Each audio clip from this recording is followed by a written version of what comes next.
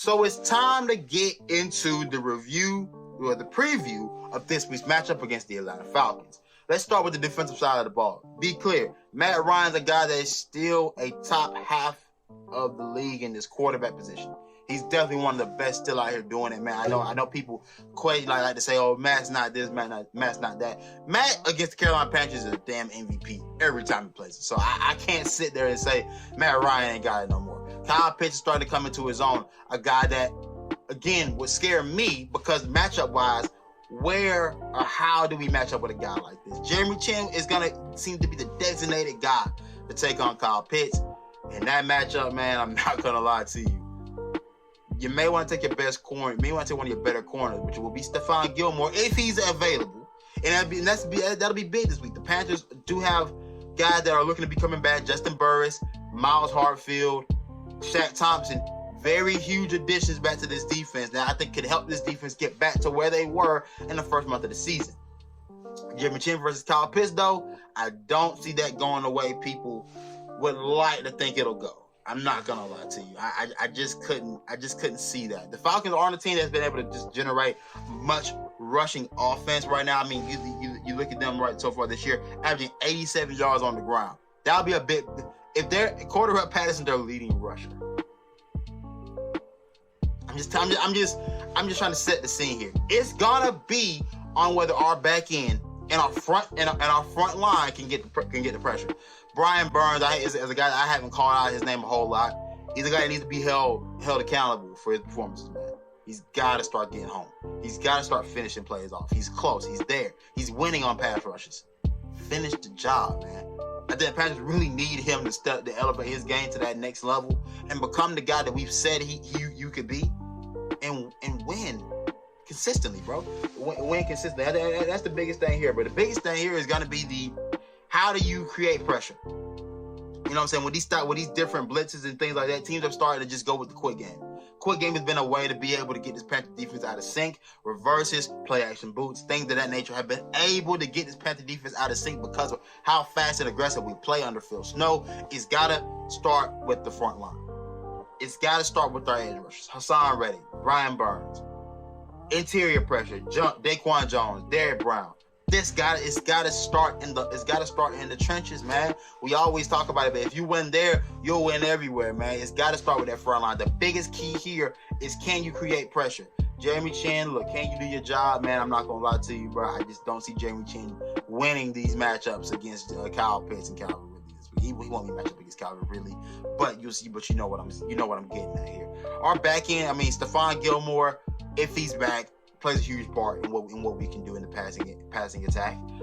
Dante Jackson has been playing great. AJ Bouye has played well. So again, I trust our back end to be able to get the job done. If we're healthy at safety, if we get Justin Burris back, a guy that I have liked more than others, I think we'll be in great position moving forward in this game.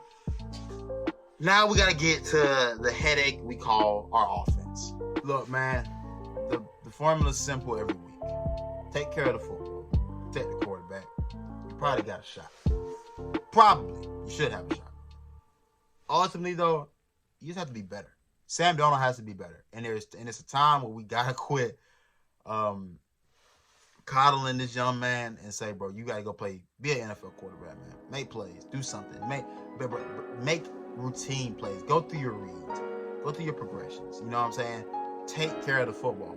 Play NFL level football. We're not asking a whole lot except for you to do your job right now, and I think that's simply what it boils down to right now. Sam Darnold's gonna have to play great football. Can you establish the ground game?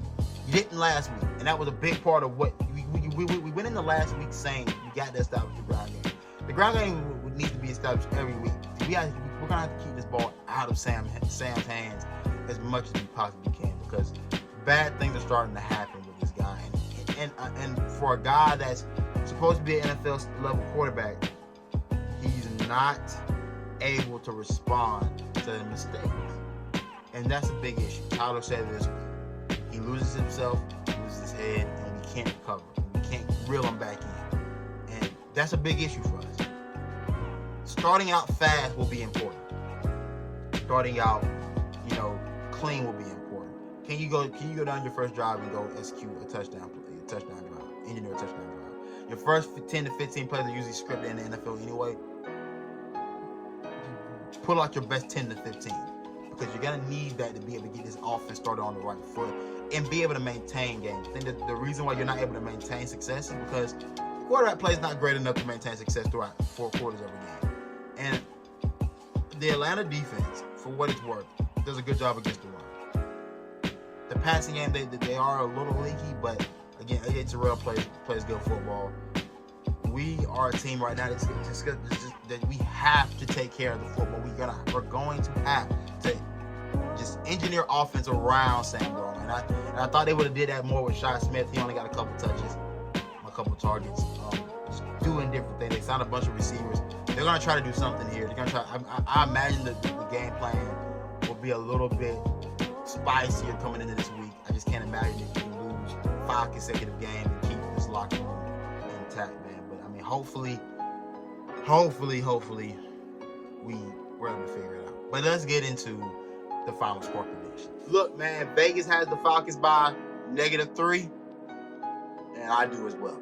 I had the Falcons winning this game. I can't think of a final score just off the top of my head, but Falcons do win this game. The Panthers dropped to 5th consecutive. I just don't know if we're able to pull Sam Darnold from drowning right now. He's drowning, and we got to figure out a way to pull him up.